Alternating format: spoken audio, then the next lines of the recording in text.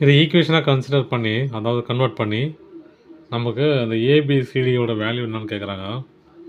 இப்போ ரெண்டையும் ஆட் பண்ணிக்கலாம். ஆட் தானே இருக்குது, அப்போ ஆட் பண்ணிக்கலாம். d+3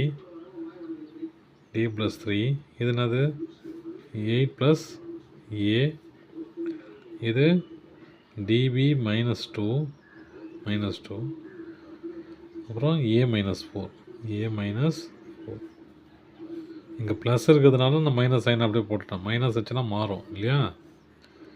ஈக்குவல் டு 2 + 0 2a + 1 இல்லையா. 2 இப்படி போடணும் இல்லையா. 2a + 1 இது b -5 இது 4c. அவ்வளோதான். இப்போ நம்ம இதை ஈக்குவேஷனாக கன்வெர்ட் பண்ணிக்கலாம் ஈஸியாக. இந்த டேர்மையும் ஈக்குவேட் பண்ணிக்கலாம் இல்லையா. முதல்ல இந்த ரெண்டு சைடை ஆட் பண்ணேன் இல்லையா. ரெண்டு சைடை ஆட் பண்ணிவிட்டு அதுக்கப்புறம் ஈக்குவேஷனுக்கு வந்துடுறேன். ஈக்குவலுக்கு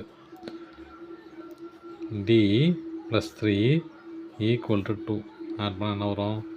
d ஈஸியாக கண்டுபிடிச்சிடலாம் இல்லையா. அப்போ d = 2 - 3. இந்த 3 இந்த பக்கம் வச்சுன்னா -3 ஆகிடும். அப்போ d = -1 வச்சுங்களா. அடுத்து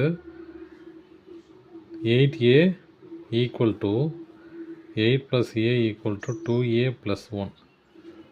இந்த 2a இந்த பக்கம் எல்லாம் இந்த பக்கம் கொண்டு வரும். a அந்த பக்கம் கொண்டு போயிடறேன், 1 இந்த பக்கம் கொண்டு வந்துடுறேன்.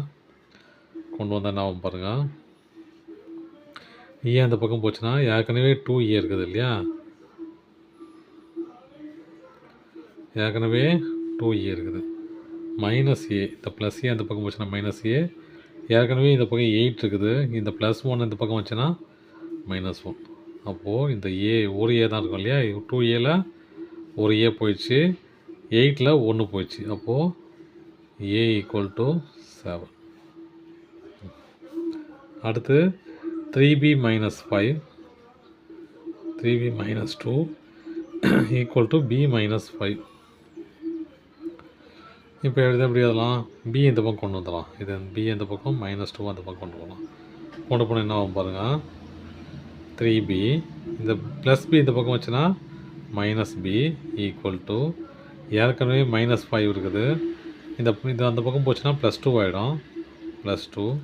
அப்போ 2b = -3 b = -3/2 ஆச்சுங்களா.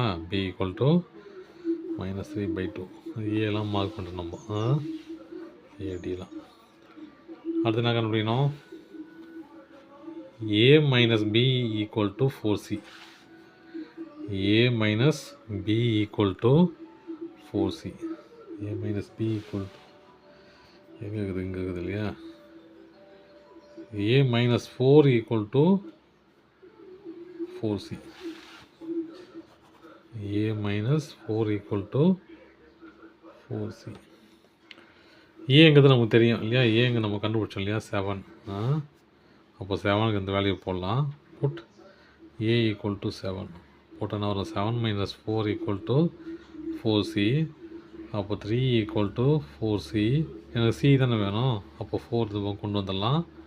3/4 c = 3/4. அவ்வளோதான் சார். தேங்க்யூ.